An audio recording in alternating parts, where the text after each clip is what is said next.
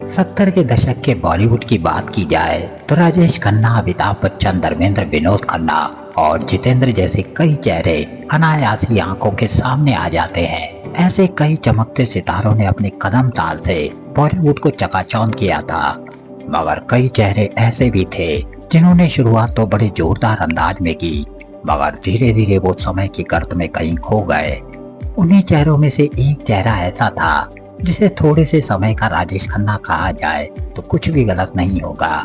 इस शख्स की शुरुआती फिल्मों ने बॉक्स ऑफिस में खलबली मचा दी थी। रुतबा ऐसा हो गया था कि अपने को स्टार अमिताभ बच्चन के साथ एक स्टेज को शेयर करना भी उसको नागवार गुजरा।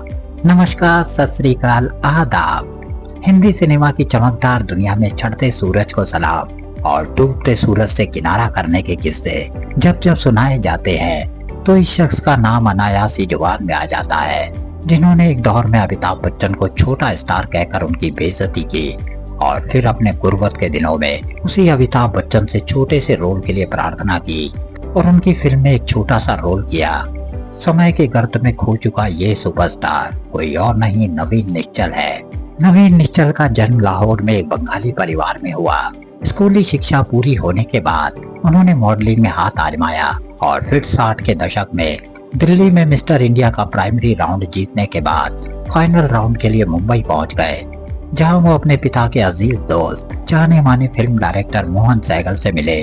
मोहन सहगल की सलाह पर उन्होंने पुणे के फिल्म इंस्टीट्यूट में दाखिला लिया और अभिनय की बारीकियों को सीखा। मोहन सहगल ने उन्हें कहा था, जब भी फिल्मी बारीकियों को आप पूरी तरह से सीख जाओगे, मेरे पास आना, मैं तुम्हें खुद अपनी फिल्म में काम दूंगा। इस तरह से कोर्स पूरा करके नवीन निश्चल मोहन सहगल के पास पहुंचे और तब मोहन सहगल ने अपना वादा निभाया और अपनी फिल्म सावन बांधो में उनको मेन लीड में कास्ट कर लिया।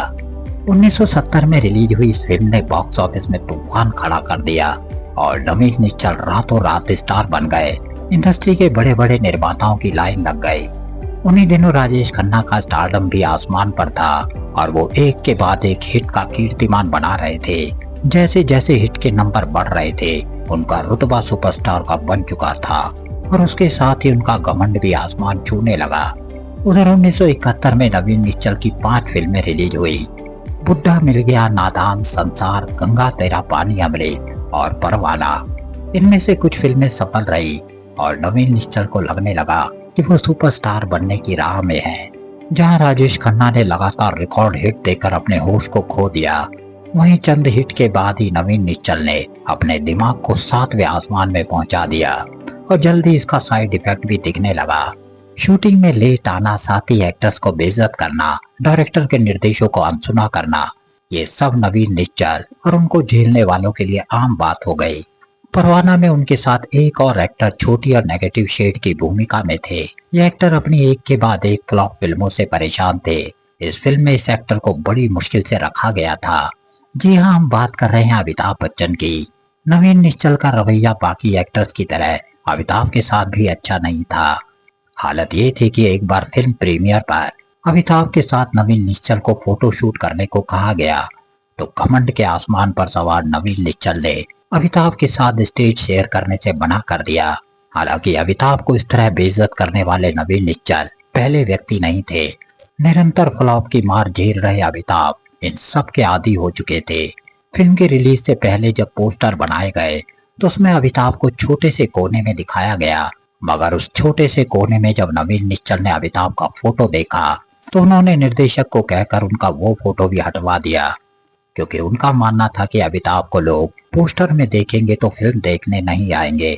इन सब के बीच में अमिताभ बच्चन फिल्म से ना निकाले जाने पर ही संतोष कर लेते थे, मगर समय से बड़ा गेम चेंजर कोई नहीं होता।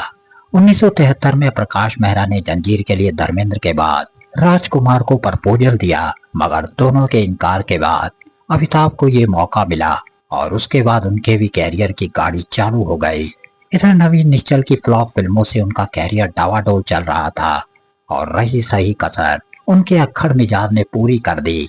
मगर समय का पहिया देखो, जिस अमिताभ के साथ उन्होंने एक स्टेज शेयर करने से मना किया था, उसी अमिताभ को यश चोपड़ा की फिल्म दीवार में मेन लीड में कास्ट किया गया और शशि कपूर के सेकंड लीड रोल के लिए यश चोपड़ा नवीन निश्चल के पास गए। लेकिन अमिताभ के साथ सेकंड लीड रोल करना नवीन निश्चल को अपना अपमान लगा और उन्होंने घर आए यश चोपड़ा के ऑफर को वापस लौटा दिया। इसी तरह रोटी कपड़ा और मकान में मनोज कुमार ने नवीन निश्चल को शशि कपूर वाला रोल पहले ऑफर किया था और यहाँ भी अमिताभ बच्चन का किरदार उनके किरदार से ज्यादा दमदार था।